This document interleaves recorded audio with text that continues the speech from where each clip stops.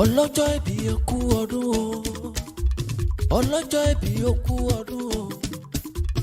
ọlọ́jọ́ ìbí okú ọdún o ọlọ́jọ́ ìbí okú ọdún o ọlọ́jọ́ ìbí okú ọdún o ọlọ́jọ́ ìbí okú ọdún o ọlọ́jọ́ ìbí okú ọdún o ọlọ́jọ́ ìbí okú ọdún o. àpáta dé àpáta pààrà ewì dé ọlọ́jọ́ ìbí máa gbọ́ dídùn ẹnu tèmi ọmọ ọláòyè òní lọ́dún rẹ̀ arẹwà obìnrin Àbẹ̀ní Àdé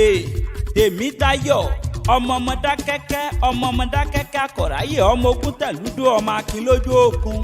ọmọ arógun mọ̀sà ọmọ ogun sowápọ̀ ní Mọdákẹ́kẹ́ ilé ọmọ tó fìjà gbòde ọmọ bíjà kò bá sí mọ́ má lọ tẹ̀lú ìdákẹ́jẹ́ tó máa wá máa wòran bàbá ẹni tó wá máa tọ́ mi ọmọ ẹ̀yà àkọ́tì ń fọ̀n bí ènìyàn bàbá màmá rẹ̀ náà ní ká máa kíyọ pẹ̀lú àwọn àbúrò rẹ̀ Samuel pẹ̀lú Gabriel